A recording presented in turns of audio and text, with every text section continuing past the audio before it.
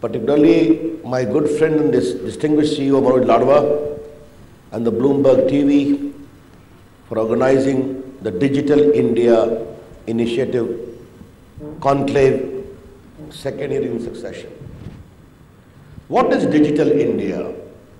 Digital India is something which we owe to the people of India to make our future generations more strong. Digital India is designed to bridge the digital divide between digital haves and digital have-nots. It is more for the poor, for the underprivileged, for those on the margins. And my vision of Digital India is that a carpenter, a weaver, an ironsmith, an electrician, and all others doing manual work are using the facility of their smartphone to garner greater business with empowerment and information. That is my understanding of Digital India. And yes, India is changing like that. India today is home to nearly 980 million mobile phones. When the internet service providers told me that by the year end we will have 400 internet availability in the country, 400 million, I was a little surprised. I would be the happiest because in that process we are surpassing USA and becoming second to China. We came with Aadhaar biometrics identity card. Today we have got 935 million people of India on biometric profile. You click a button, you get to know their names and address, mobile phone, etc. And mind you, all these are being done under great care of security and privacy. Now, Digital India basically is designed to lay a platform for growth, for e-commerce, for e-education, for e-health. The Prime Minister Shri Narendra Modi has said, I want governance to be available in the palm of every Indian. I recall with great pride that India today is home to the biggest footprint of Facebook after USA. Google. Smartphone consumption in India is biggest after USA. It is indeed a great metamorphosis which is happening in India. And the poor people are beginning to use the power of ICT in furtherance of their own livelihood. That's indeed a very exciting moment. What our Honorable Prime Minister Shri Narendra Modi said earlier, IT plus IT is equal to IT. Information technology plus India's talent is equal to India tomorrow. Digital India is designed to coordinate and synchronize this inherent talent of Indians with the power of ICT for a better India of the future. We are laying down under BharatNet a great initiative of optical fiber network connecting 250,000 gram panchayats. By that process, we have also decided to take state governments on board, and I am very thrilled to know today that nearly 18 states have come forward to be a part of SPV. They also understand that they need to supplement the larger issue of digital empowerment.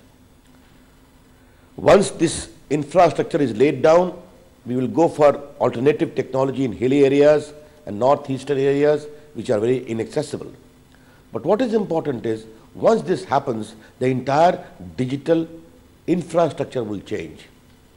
When I had become a minister, I had said, if Atal Bihari Vajpayee government was known for national highway, Narendra Modi government will be known for information highways.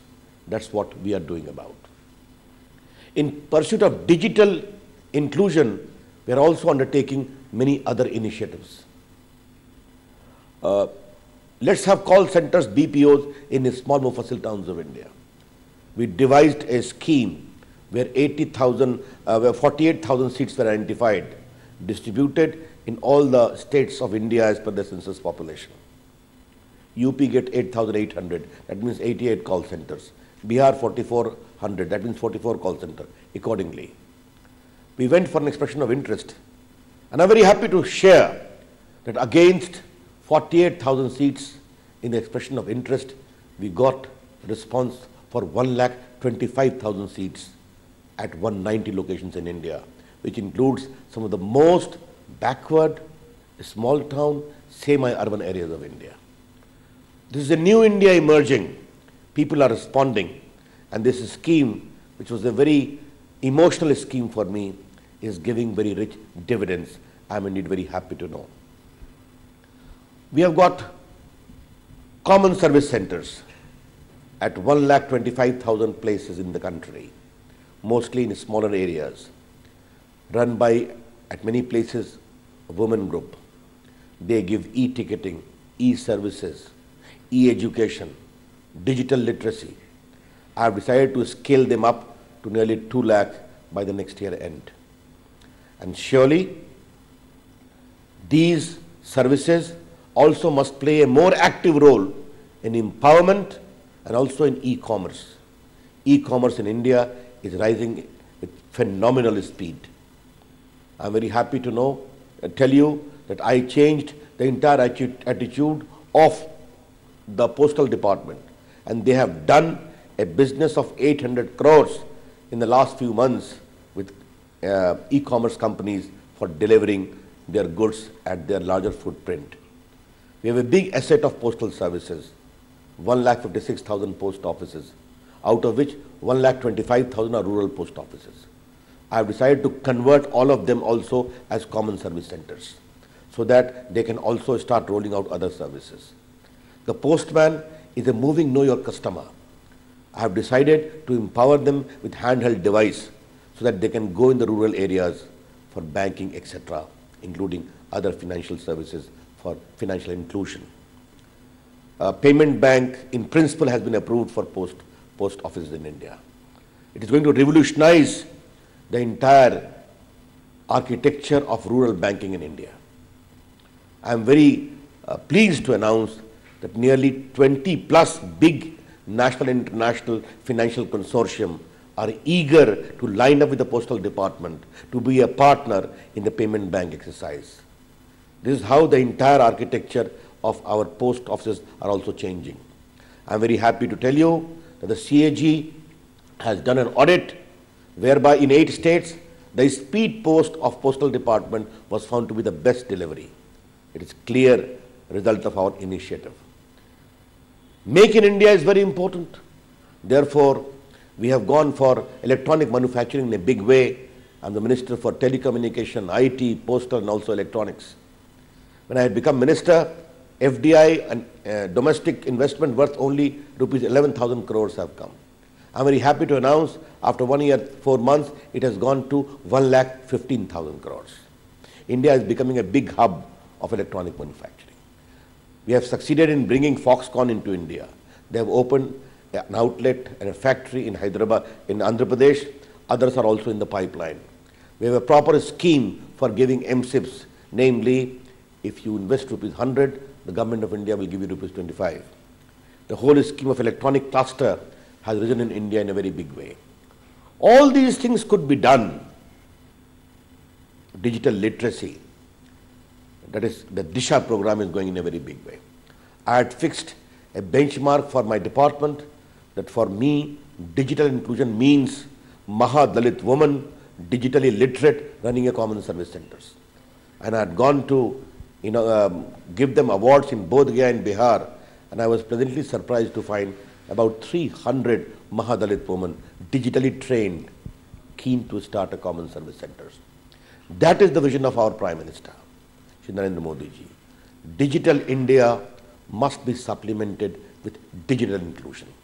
From BPO rural areas, promoting electronic manufacturing, common service center expansion, post office expansion and new architecture for their involvement in various schemes of financial inclusion are all designed to ensure that Digital India becomes a big supporting base, anchor for those who are poor, rural, underprivileged and on the margin.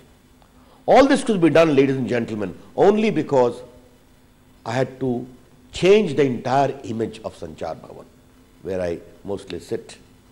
It was in the news for all the wrong reasons. All the big scams of India, which brought shame to us, had happened in the same building.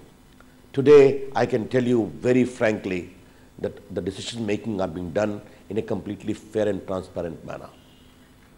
We had a spectrum auction where the big scam happened earlier. We netted 1,10,000 crore, the highest in the history of India, because the entire auction was done in a fair and transparent manner. All the policy initiative, from a spectrum sharing to spectrum trading to spectrum harmonization, spectrum liberalization, identification of defense band has been done completely, which are pending for the last 8 to 9 years. All these policy initiatives are there in place. 4G licenses have also been granted. We are quite open for new technologies also. My mantra are twofold. Number one, whatever is doable shall be done, regardless of whatever you do. Whatever is not doable shall not be done, regardless of whatever you do. And therefore, the decisions are being taken in a fair, non-discriminatory and reasonable manner. And second, I'm a minister for the growth of IT telecom in the country. I'm also a minister for consumer satisfaction, those who consume it. Therefore, we are equally firmly handling all our telecom operators who have done a great job. I'm very proud of their extensive reach in the country. But they need to understand the service quality also should be to the satisfaction of the consumer. For that, they need to reinforce their network. For that, they need to plug the gap. For that, they need to reinvest where it is required. For the similar reason, I have taken a very firm view on call drops. This problem must be addressed. As I said earlier, the operators need to reinforce their network, plug the gaps, and where needed, invest more in their infrastructure. If they can go to the nook and corner of the country, surely they can also reinforce their network. The whole issue of radiation talked about, I have gone publicly about it. There is no basis for that. We have permitted the state governments, we've written to the chief ministers to allow state government building for installation of towers. Postal department has been given the direction. The ministry in the urban development, Government of India has resolved to install towers also on the Government of India buildings. Therefore, we have taken all the policy initiative. But what is important is call drop must be addressed by the operators. It is primarily their responsibility. I am happy they are doing something, but they need to do more because consumer satisfaction needs to be aligned with their business premises. Lastly, I am very happy to note that the BSNL, the prime state-owned public sector undertaking, was in the red for a long time. It was in the profit of 10,000 crore. When Atal Bihari Vajpayee government left office in 2004, when we returned to power, it was in the loss of about 8,000 crore, 7,600 crores approximately. I'm sorry to say, I had taken a commitment that why the public money should go in waste. Today, after 1 year, 4 months, I'm indeed very happy to announce that the BSNL is turning around. It has registered operating profit for the first time in the last 5 years. Its revenue has grown by 4.1%. Its customer base is rising with extraordinary speed. It is giving landline free from 9 o'clock in the night till 7 o'clock in the morning. You ring up anywhere. The roaming has become free, incoming roaming. But it has not forgotten its public service also. When the floods have ravaged Chennai, it is given to the people 1 week mobile free, 1 week landline free, and there shall be no disconnection also in the event of non-payment in terms of automatic non-payment for 15 days, and other things are done. The social commitment part, they have not forgotten. The same they did in case of floods in Kashmir, the same they did in the case of earthquake in Nepal. Therefore, India's ICT architecture is in for a great revolution. And all this could be done because of the stellar leadership of our Prime Minister, who knew that Digital India, Make in India, Skill India, Startup India are in these the programs which are going to change the entire future of India, where people of India are more empowered. Therefore, we are also investing into human resources.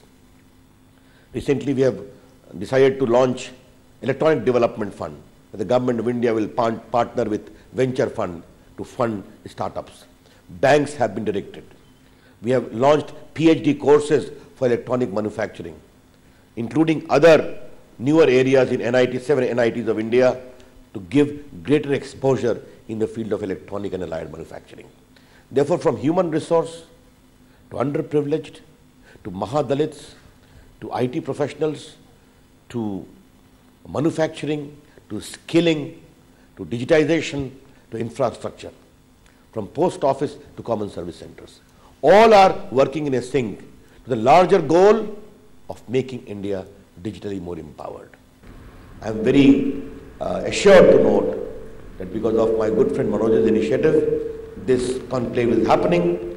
You will have good interaction, good dialogue, and surely I would look forward to the conclusion of this conclave for future initiative with greater commitment. Thanks a lot. Namaskar. Jai Hind.